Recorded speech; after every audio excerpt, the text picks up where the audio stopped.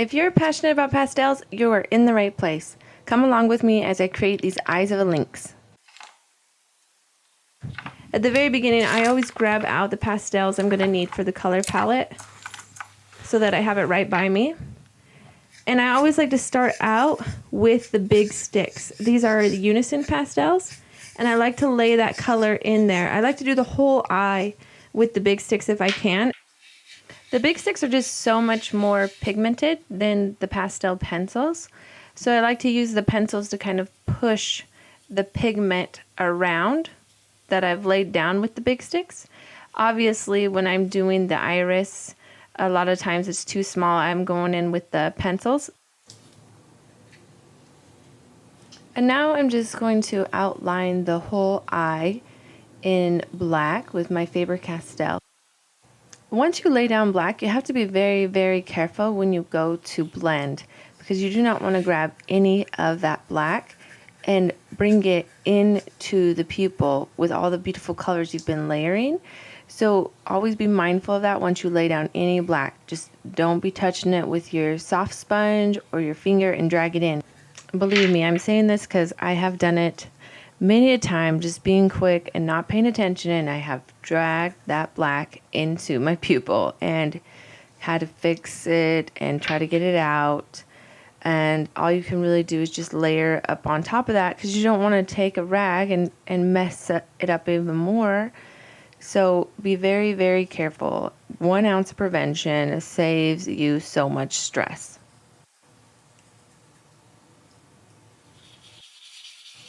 And you'll just see me layering back and forth, like put down the big sticks, bring in this bright Carbothello yellow, and then rubbing the pigment in place, just building up those layers. Like, that's the beautiful thing about pastels, is the layers, and just building them and watching them all come together as they're just filling up the tooth of that paper. It is my favorite part.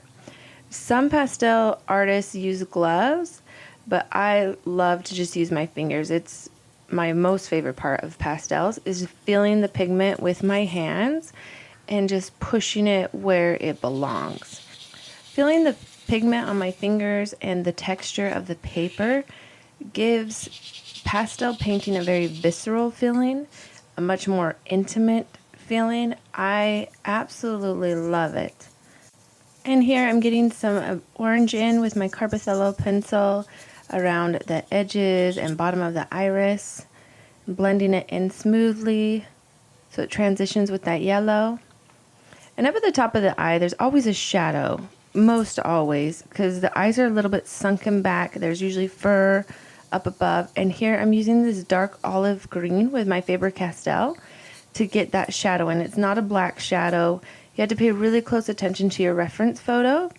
You can even just pull your reference photo up in Photoshop, and that way you can use your color picker. If you think it's brown, just use your color picker. A lot of times it's not. It'll be like a mauve, some sort of blue-gray, a green. It'll surprise you what your eyes think it is to what it actually is, especially when you first start out. I mean, this will come much clearer to you when you've stared at hundreds of reference photos. But just use your color picker and check it out.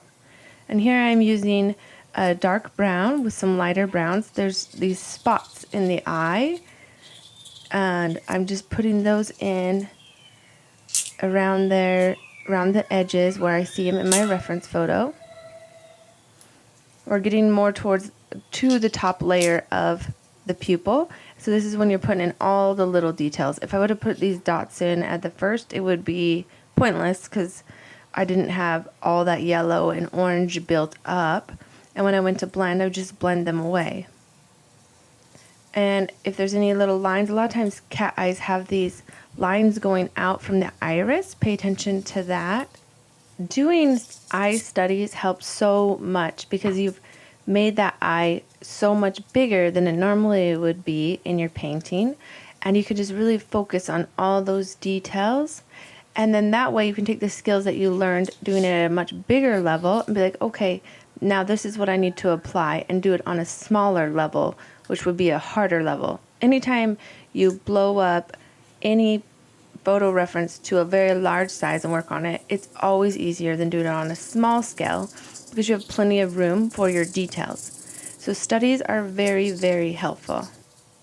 I'm just getting some super dark brown around the pupil and then putting in some more black. Just trying to get that skin in that's around the eye. And pay attention, there's always usually like highlights within that skin too. So you're going to need your blue, once again, to put in a highlight. It's usually around at the bottom of the pupil, in the corner of the eyes.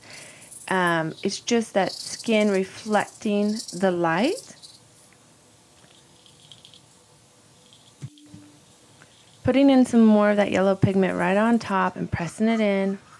And now we're beginning with the fur around the eye. I'm going in with my big sticks. It's just so much quicker to lay that pigment down than if you were to just go in with your pastel pencils. So don't be afraid to just take the leap and go with your big sticks. It is a time saver and it's so much fun because once again, you're holding that pigment. You're pushing that pigment into the paper. It just feels amazing. I always prefer to use the big sticks over my pencils. They're both useful for different scenarios, but I love my big sticks the most. These are my Unison color pastels. They are amazing. They blend well. They lay the perfect amount of pigment down. Then make sure when you're doing this to always lay your pigment down in the direction of the fur. And you have to pay close attention because especially on a cat's face, the fur goes in so many different directions just on the face alone. And also blend in that same direction. You can see I'm just following with my soft tool, blending in the direction of that fur. That saves you so much time. Like if you did not put your pigment down in the direction of the fur, you're going to fight that on your next 2 layers to make it look right. Start at the very beginning, laying everything down how it should be. That's your base. You want your base to be strong so you can build upon it instead of trying to have to work so hard to fix that base.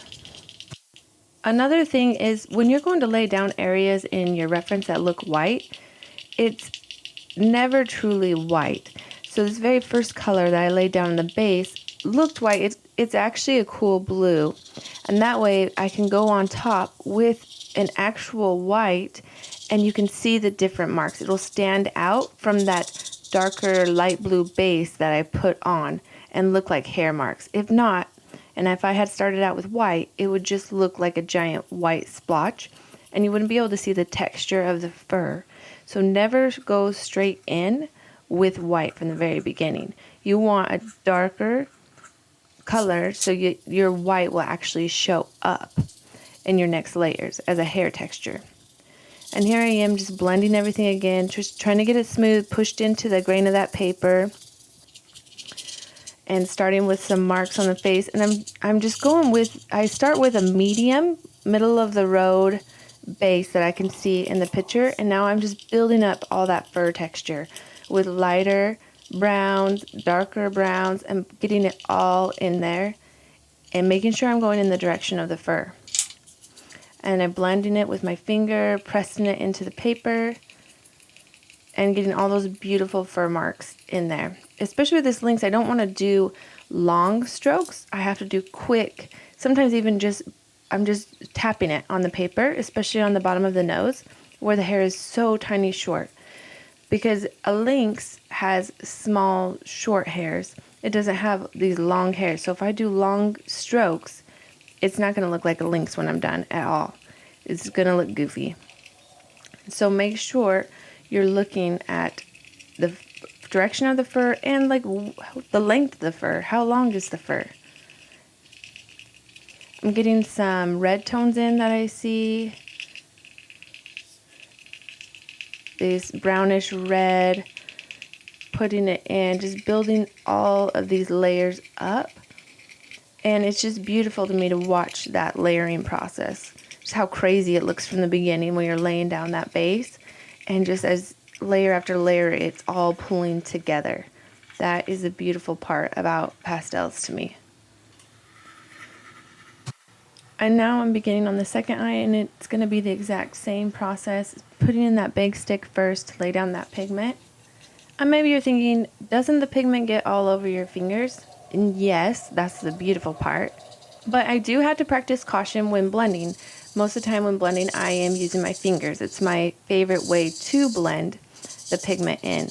But if I've used a dark color, I can't go in and be blending the yellow of my pupil, or I'm going to muddy it all up. So to circumvent any problems with that, I have an apron that's specifically an art apron, and I will just wipe my fingers off on the apron. Or a lot of times before I had an apron, I would just stick a microfiber towel in my lap, and then I just wipe on that microfiber towel, make sure I'm good, and go in and blend. And have I used a dark finger and blended a light spot before, muddied things up a bit? Yes, it happens. It will happen. You're going to forget. You'll be in the process. It's fine. It's no biggie with pastels. They're very forgiving, very easy to fix, any blenders.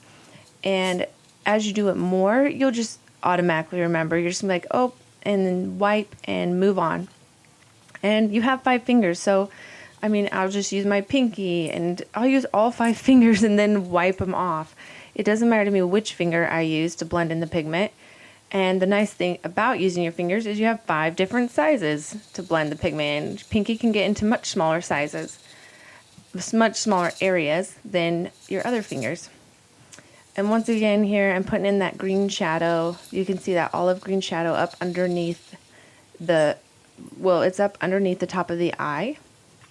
I'm putting in the details. I sped this one up a lot faster because you already saw it slower on the other eye. Getting the highlights in, and it is just so beautiful. Lynx eyes are so beautiful. That's what drew me to this reference photo in the first place, is these eyes. Absolutely love them. Cat eyes in general, just amazing. All the different textures in there, the different colors. They are beautiful. Just my favorite eyes to do are cat eyes.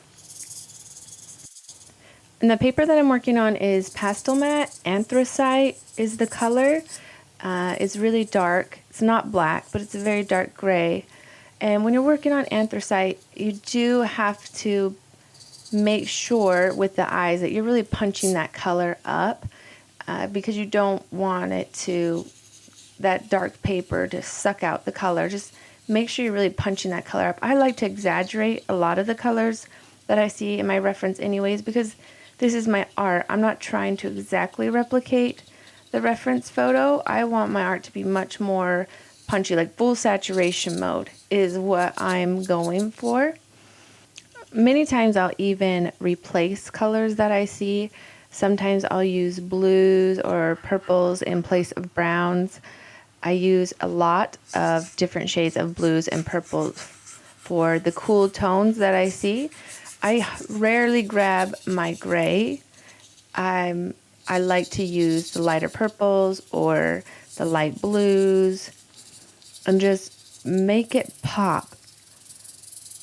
Here I am blending all this base in, getting it all in the direction that the fur grows. Once again, it's just so cool seeing one eye done and then the other one coming along. It's really neat. Art is always so amazing to me. You start out with this blank paper and then bam, you have 2 eyes staring back at you. Just what you can do with a blank piece of paper is just raw creation to me. It is so awesome. I never get over the kick of seeing my art come together layer after layer. A lot of times after I lay down that base fur color, I like to get my darks in, and I'm putting in all these really dark brown spots that I see with my Unison pastel. And I'm tapping here in the corner of the eye going down into the nose. It's always very, very short fur, just teeny tiny. If you did long strokes, it's going to look ridiculous. So once again, pay attention to the length of your fur, where you're at on the face, and just building up those colors. Once again, that fur texture, just tiny little dashes.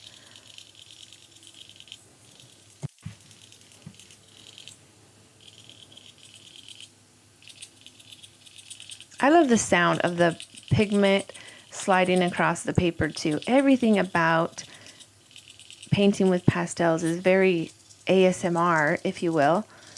It's just beautiful sounds, the beautiful feel of it.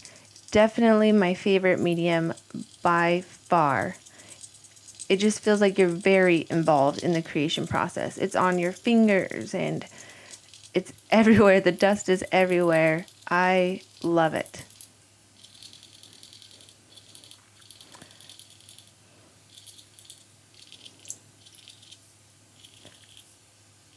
And I always go back in, and if I need to darken up my darks, I always make sure I do that. Sometimes I'll start out with a dark brown and then later realize, no, I have to go darker. Don't ever be afraid to go darker. That's what really brings your art to life, makes it pop. Thank you for spending this time with me. Take these tips and go create some ice studies.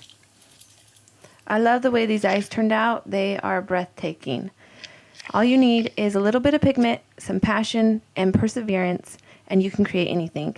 Subscribe for more pastel tips.